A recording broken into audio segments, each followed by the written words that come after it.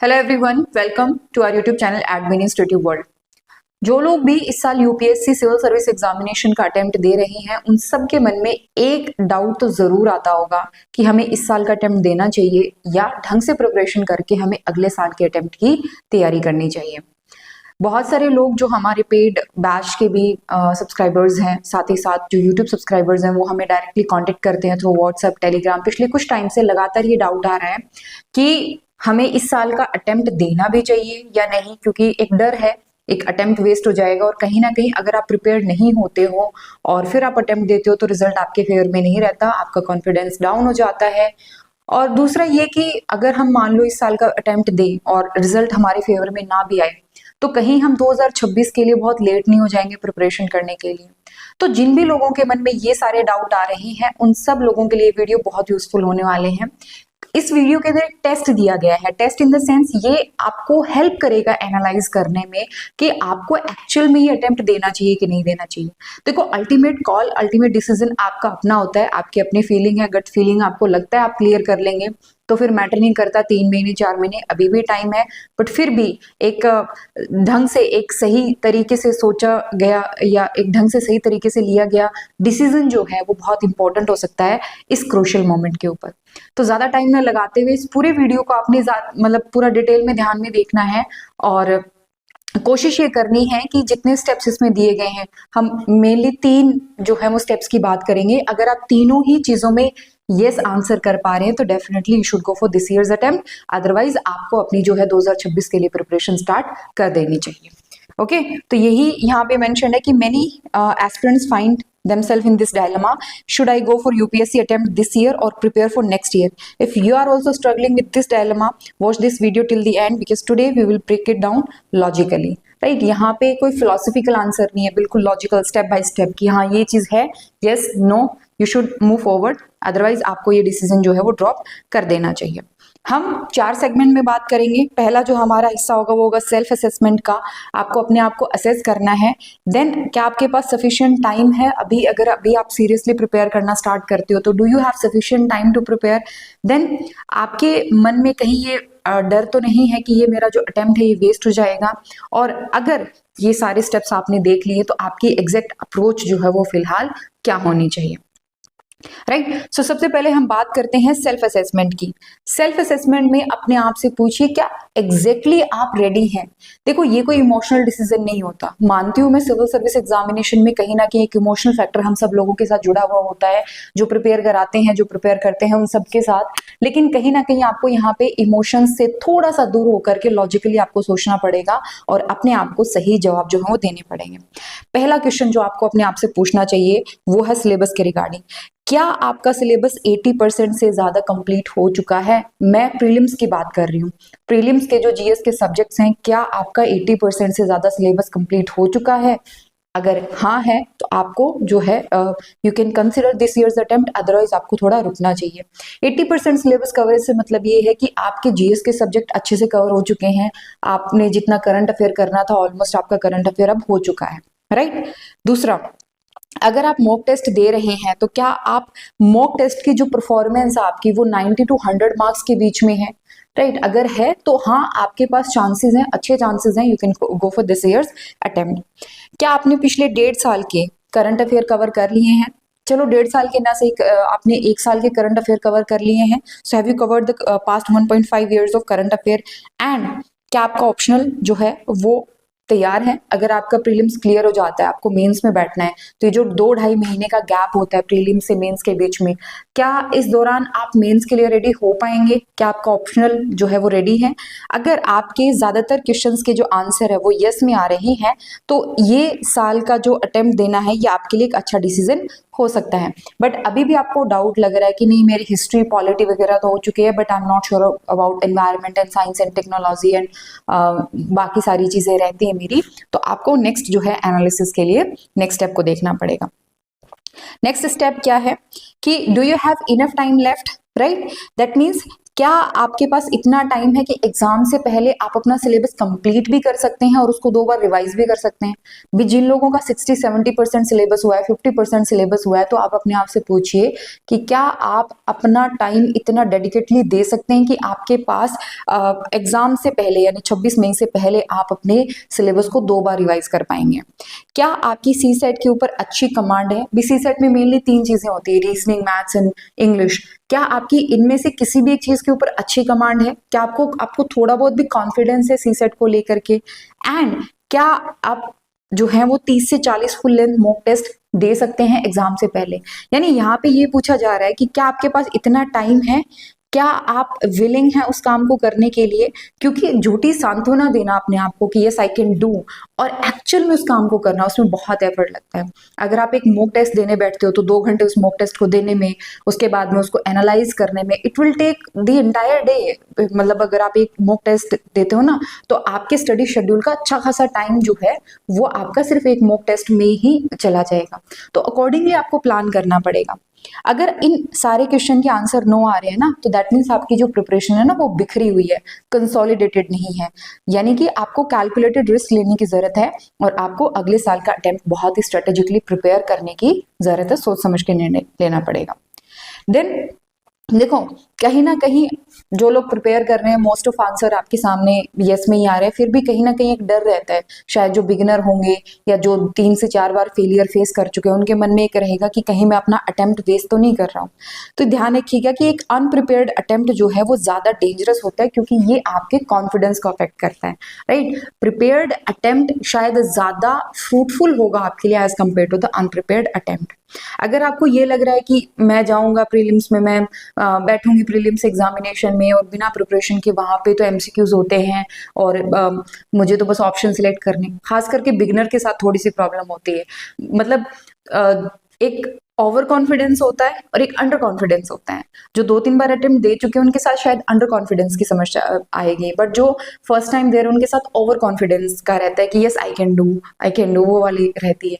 तो सबसे पहले क्या आप सच में प्रिपेयर्ड हैं? मुद्दा ये है, क्या आप 90 to 100 अपने मॉक टेस्ट में स्कोर कर पा रहे हैं? ये चीज है important.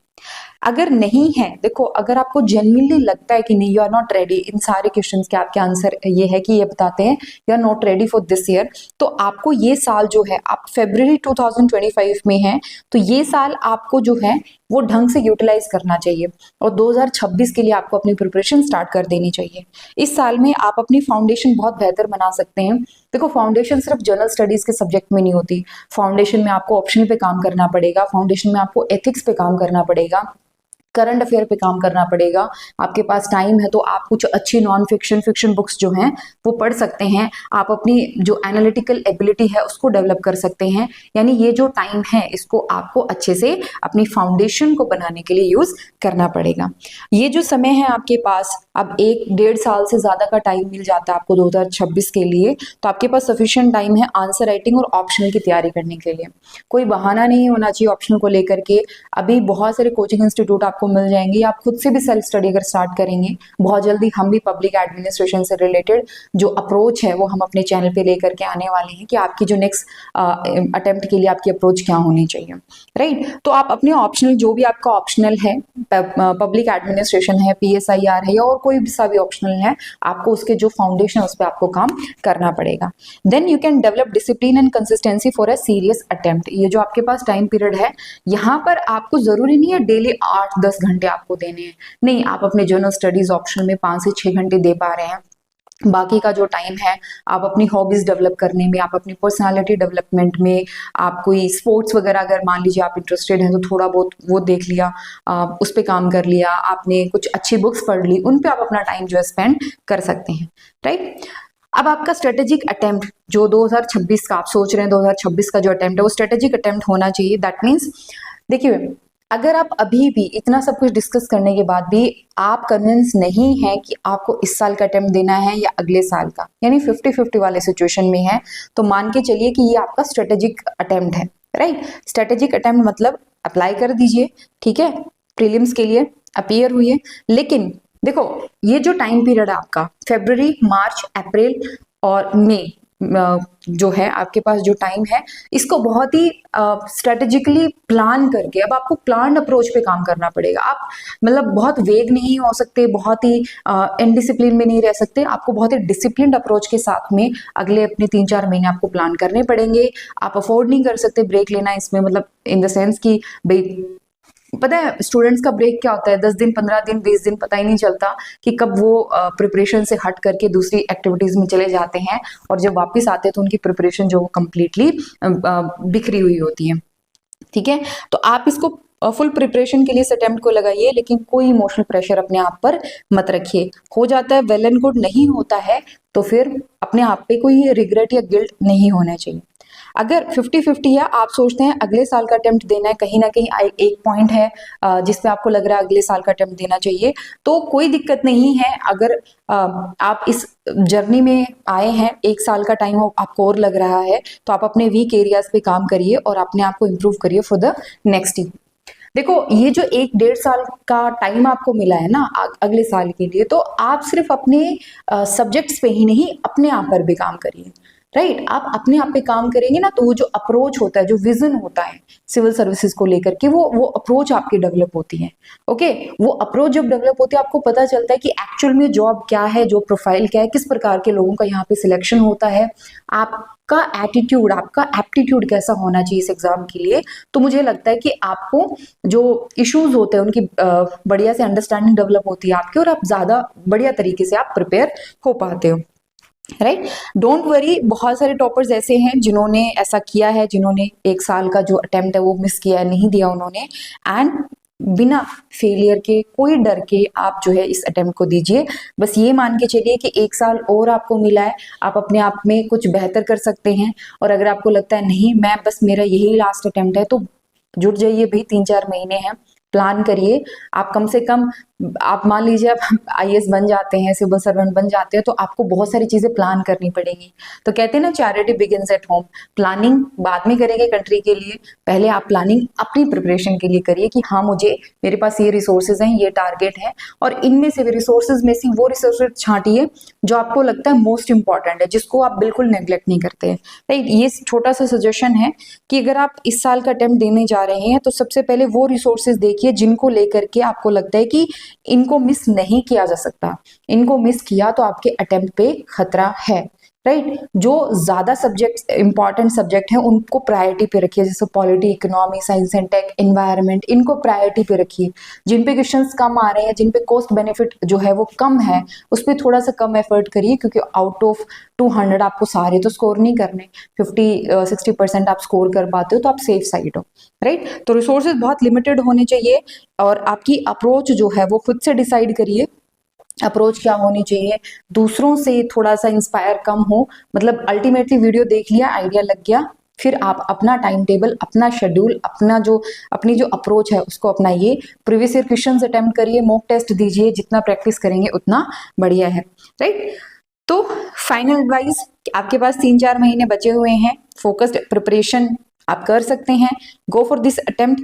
But if you are still struggling with the basics, please make sure, अगर आप अभी भी बेसिक्स पे अटके हुए हैं ना, तो आपको अगले साल के लिए सीरियसली प्रिपेयर करना पड़ेगा। बिकॉज यूपीएससी ना जस्ट अटेम्प्ट देने का काम नहीं है, it is giving the best attempt, best जो आप दे सकते हैं वो ही यूपीएससी, आप मतलब उस टाइम पे यूपीएससी आपको एक्सेप्ट करेगी। राइट, तो आप अनप्रिपेयर्ड होकर के आप नहीं जा सकते। अगर आपको मेरी एडवाइस, मेरे जो पॉइंट्स आपको पसंद आए, तो don't forget to subscribe to our channel. अगर अभी आप सब्सक्राइब कर चुके हो तो वीडियो को लाइक जरूर करिए, शेयर करिए, एंड आपके कमेंट का जो है वो इंतजार रहेगा। मैं जानना चाहती हूँ कौन से डाउट आपके मन में आ रहे हैं अपनी पूरी यूपीएससी प्रिपरेशन को लेकर के। अगर आप हमसे बात करना चाहते हो तो आप हमें कांटेक्ट कर सकते हैं। हमारी जो कांटेक्ट डिटेल है व्हाट्सएप और कॉल के थ्रू आप हमसे जुड़ सकते हैं। 9896859767। इसके अलावा हमारा टेलीग्राम ग्रुप, व्हाट्सएप ग्रुप, इसके अलावा हमारी जो इंस्टा आईडी है और फेसबुक आईडी है, इन सब का जो लिंक आपको डिस्क्रिप्शन में मिल जाएगा। कोई भी डाउट आता है, कुछ भी आप पर्सनली बात करना चाहते हैं यूपीएससी जर्नी के रिगार्डिंग, आपको ऑप्शन को लेकर के डाउट है, आप हमारे नेक्स्ट बैच में जुड़ना चाहते हैं पब्लिक एडमिनिस्ट्रेशन और PSIR के लिए, तो आप हमें कॉन्टेक्ट कर सकते हैं इन नंबर्स पे। ओके, तो आज के लिए बस इतना ही। बाकी वीडियोस भी देखते रहिए, चैनल के ऊपर सपोर्ट करते रहिए। Thank you so much.